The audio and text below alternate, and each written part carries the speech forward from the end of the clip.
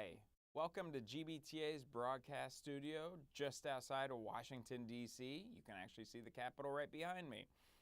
Today we're taking the studio on the road and heading over to across the ocean to Brussels, where GBTA is engaging in our latest advocacy efforts with the European Union. I'm joined today live from Brussels with GBTA's Mike McCormick and Joe Dardine from Grayling Public Affairs. Mike, how you guys doing? Great, Shane. We're in the process of completing a few days of meetings here. And as always, very interesting timing with what's happening clearly with Brexit and all the related aviation issues, visa issues, and really things that directly impact the business travel industry. We've spent a number of years now really developing those relationships to a point where we really have an ability to interact with, influence, decision-making policies here, and hopefully, continue to put forth the core concepts that we talk about all the time. That business travel really drives, economies, drives growth.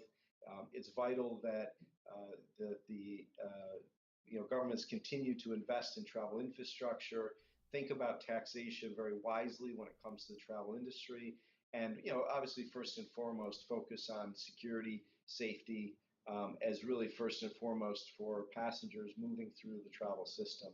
And as always, the issues here are as dynamic as ever, wrapped up in the bigger issues around the politics here, and how it influences basically everyone's lives, whether you're a business traveler or just a traveler at large. So again, very good engagement here. I think everyone's waiting for clearly the bigger decisions, that are impacting our industry, and as is Brexit particularly, but just even the another round of elections here in the EU, could influence the direction going forward. So, Joe, I don't know, thoughts from your perspective? Yeah, I think it's very good for you to be here, especially at this time, because as you say, the EU elections are rising, the pressure is on.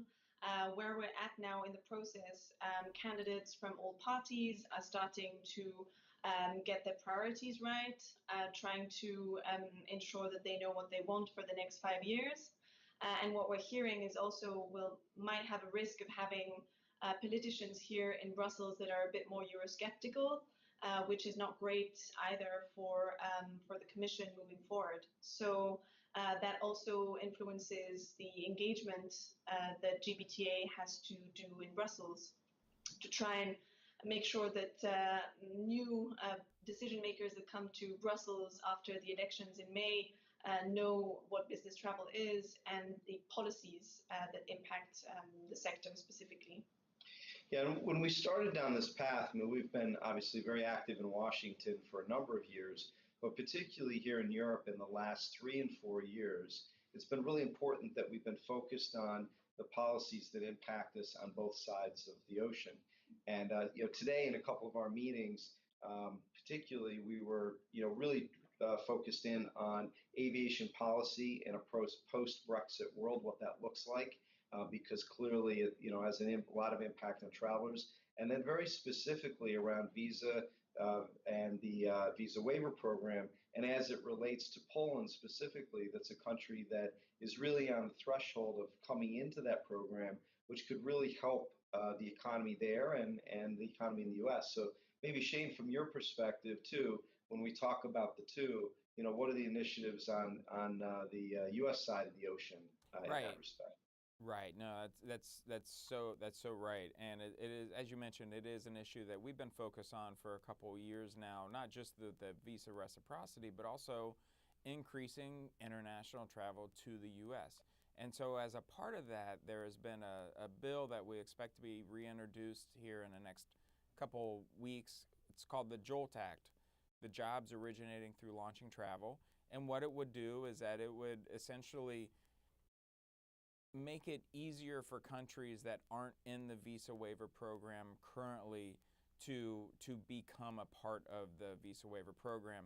if they meet certain criteria and the background checks and everything that they do is taken on a holistic approach to ensure that they are good partners with the U.S. and the world. And just to clarify a little bit, when we talk about the visa waiver program, actually a part of this bill is an opportunity to rename it to the Secure Travel Partnerships Act, because people hear visa free and they just think people are flying, getting on a plane and willy-nilly traveling everywhere, and that's just not the case. There's so much information sharing and pre-inspections before any travelers come over to the U.S.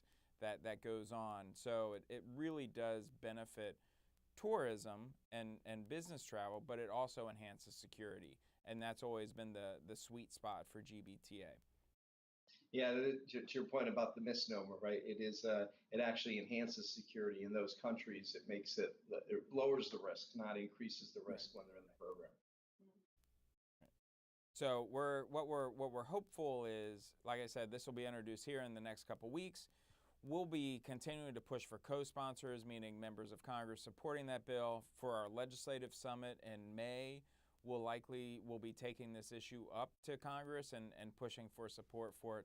So really doing a full court press on the issue to help pass this bill, because it is important to the U.S., but as we see over in the EU and the issue of visa reciprocity, this also gets to the heart of that matter as well. And so if we can be working this issue on both sides like we are, I think it just enhances business travel for everybody. So yeah. you're doing those meetings, and then you're also talking about the elephant in the room, and you mentioned it already, the post-Brexit air travel. So what do we think? Or what's the latest on the Brexit negotiations? So yes, well, I keep on saying this.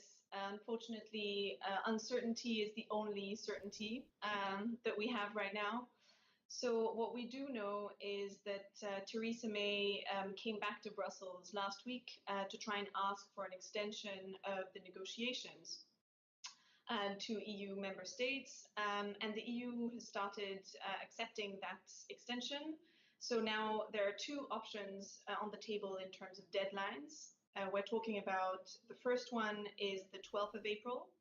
Now, if Theresa May gets her deal passed through her parliament by the end of this week, then the EU has agreed to extend the deadline to the 12th of April. Now, if Theresa May does not manage to get her deal through Parliament, which is increasingly likely, there would be another deadline to which Theresa May would have to come back to the EU quite quickly and explain what her strategy would be moving forward. Now, the UK Parliament is now going to discuss a number of different options for the UK strategy on Brexit tonight, I think 8 p.m. Brussels time. And in those options, there are a few that are very different from the actual deal that we've seen, including, for example, revoking the whole process and stopping Brexit altogether, which again is quite unlikely still, because the government has said that goes against the referendum results.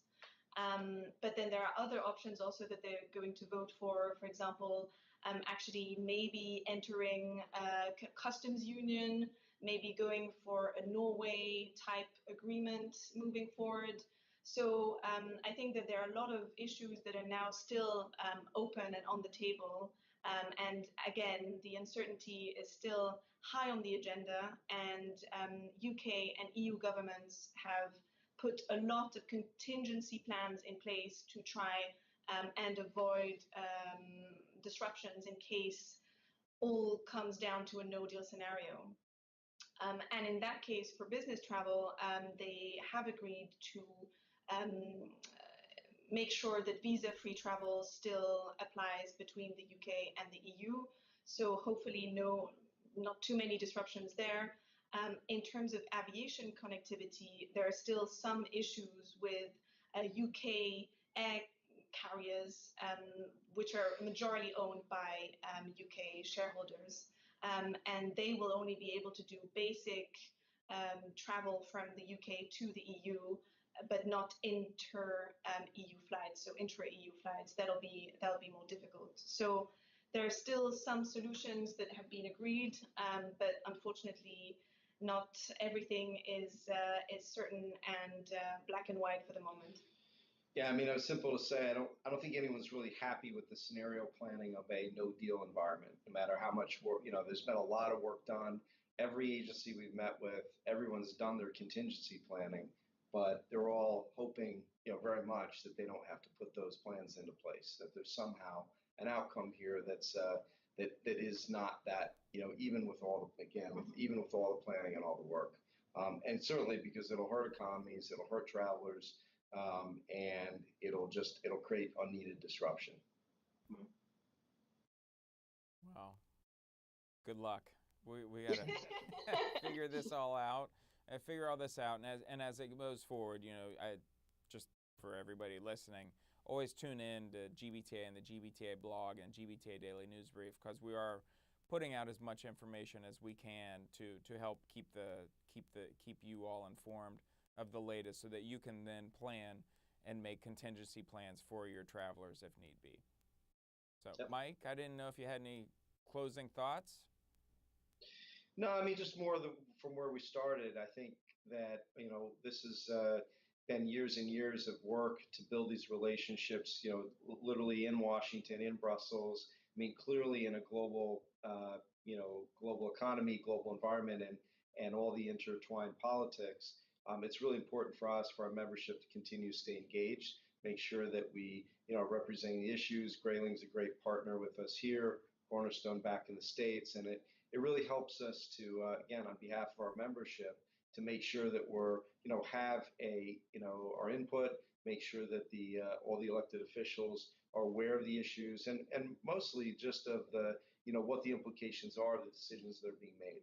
And that's really in a lot of ways, our primary role, is to make sure, again, that business does get represented, the travel industry gets represented, and that, again, we continue to inform them and give them the ammunition they need to have effective policies and discussions.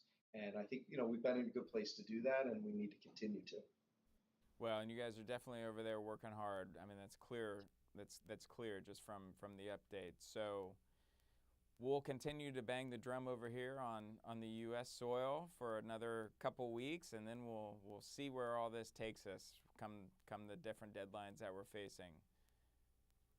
And with that, I would like to thank you all for joining myself here in Washington, D.C., and Mike McCormick and Joe Dardine over in Brussels. Thanks for joining us. Have a great day.